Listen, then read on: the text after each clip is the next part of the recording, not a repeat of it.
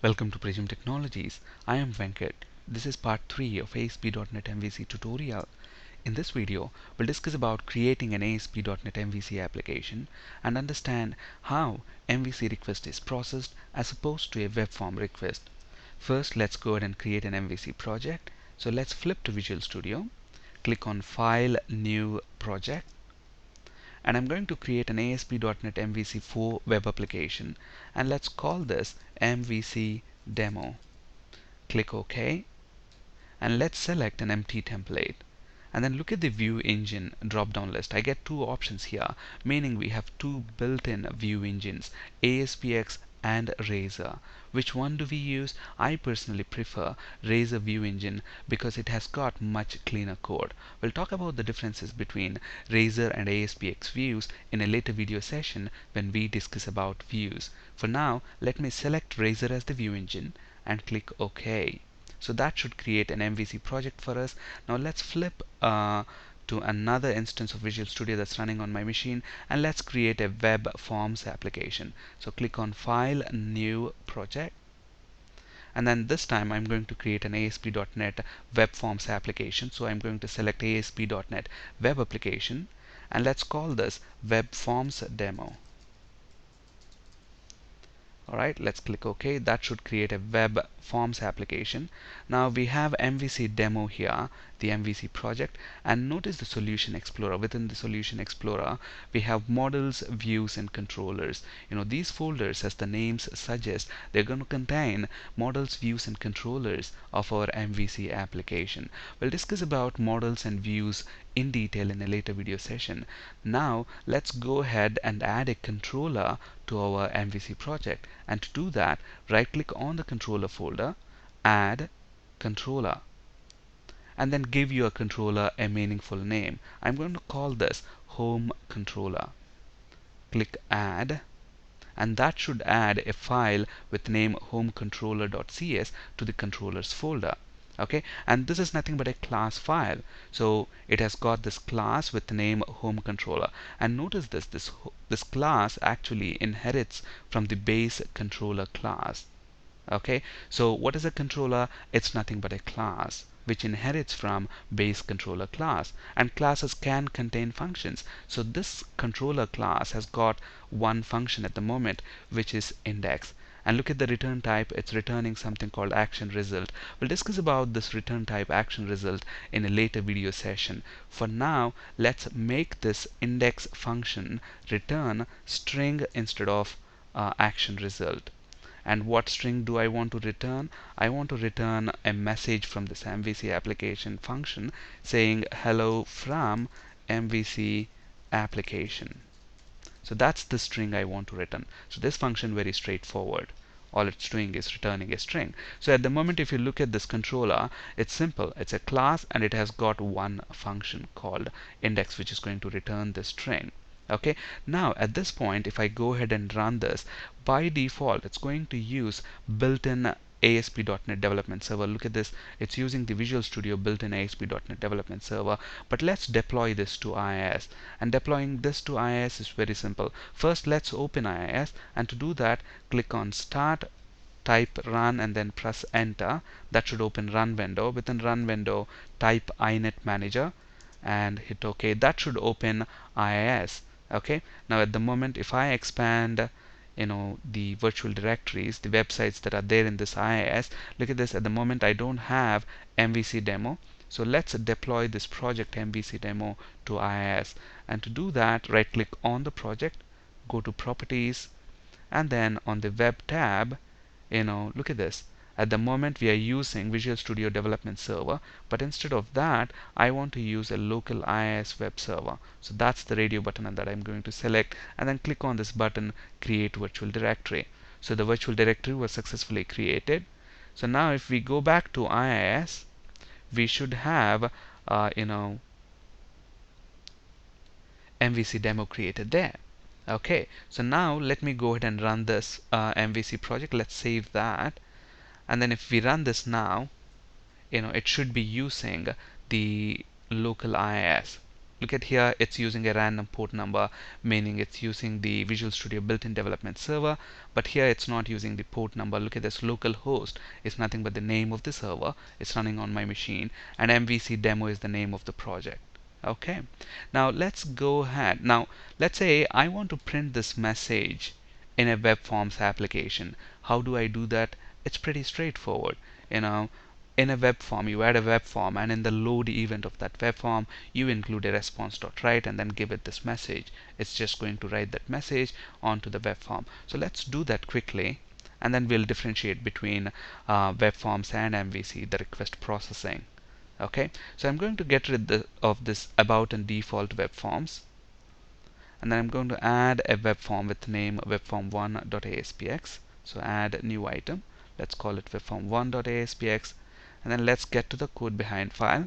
So within the code behind file, I'm going to say response.write hello from web forms application. Okay, so let's go ahead and deploy this also to IIS, and to do that, simply right click on the project. It's the same process, and go to the web tab, and then select use local IIS web server. By default, we get a default directory, which is the name of the project, web forms demo. You can change it if you want to, and then click on create virtual directory. That should create a virtual directory within IIS for that. So let's go ahead and run this now. As you might expect, this web forms application should use local IIS instead of the built-in web server. And then look at this, actually it's still using the local IIS for some reason. Let's see if that is saved properly. So let's refresh this. So we should have web forms demo there, and let's actually save it. It didn't save that. I still see that star symbol there. That's why it's not saved. So let's save it. Let's run it now, and at this point it should use local IIS instead of the built-in Visual Studio built-in ASP.NET Development Server. Okay, now let's understand how these requests are handled. The ASP.NET Web Forms request as opposed to an MVC request. So obviously, if you look at the MVC application, notice the URL here. It says localhost MVC demo. That's it. Now what I'm going to do here is, and look at the output, we get that message hello from MVC application.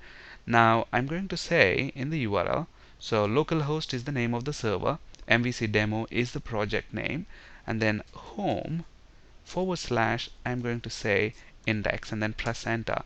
Look at that, I get the same output.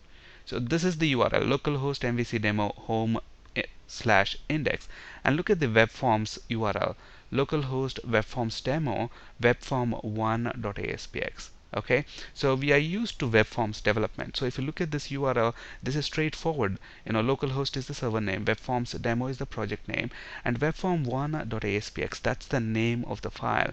So this URL actually invokes a file with name webform1.aspx. So within my web forms application, we have got that webform1.aspx. So when the request for this web form is received at the web server, obviously all the events of this web form will be processed, including the page load event, at which point it's going to generate this message, generate the HTML, and send it back to the requested client. So basically, within web forms application, the URLs are mapped to the physical files. Okay, here webform1.aspx is a physical file that exists within our ASP.NET Web Forms application. Whereas in an MVC application, the URLs are mapped to controllers and controller action methods. Okay, so basically, if you look at the MVC URL, it's localhost, that's the name of the server, and MVC demo is the project as usual. So there's no difference between those two parts in a MVC and web forms. But then after that, after the project name, you have this home. So this is nothing but the controller. So it actually searches MVC controllers folder by default. Is there a controller with the name home? And we do have it. Okay, and then after that, it's the function within that controller. Okay, so home controller and index function. So invoke, this URL is going to invoke index function that resides in home controller. And obviously we know all the controllers within an MVC application are present in controllers folder by default. Okay, so in MVC, URLs are mapped to controller action methods. So usually functions inside a controller that can respond to URLs are called as controller action methods. Okay, but whereas in a web forms, URLs are mapped to physical files. Okay, so in my MVC project, if you look at this, I have a home controller, and within that I have index function. So I get this message back. Now let's say instead of index function, I'm saying something like get details, for example, and then press enter. What will happen? The resource cannot be found. Why is that? Within home controller, I don't have a function called get details. That's why I get a 404 HTTP status code 404, meaning the resource cannot be found. So if I go ahead and add get details function to our controller within this home control, a function to this home controller class, then it should work. So let me actually copy this and paste it here, and let's call it get details. So that's the name of the function. So get details. Okay, let's save it and let's call it get details invoked.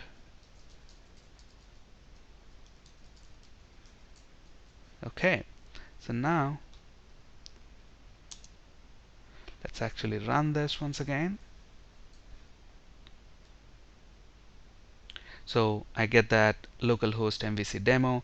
When the web form loads, look at that, by default the index function is called. So I'm going to go to the home controller, and then I'm going to go to get details function. Okay, look at that, we get that message get details invoked. Now instead of the home controller, if I say, let's say home1 and then press enter, so obviously within the controllers folder we don't have a controller with name home1. That's why again we get this message, the resource cannot be found. So the important thing to understand is that in MVC, the URLs are mapped to controller action methods, whereas in web forms, URLs are mapped to physical files. We'll discuss about controllers, models, and views in detail in a later video session. On this slide, you can find resources for ASP.NET, C# and SQL Server interview questions. That's it for today. Thank you for listening. Have a great day.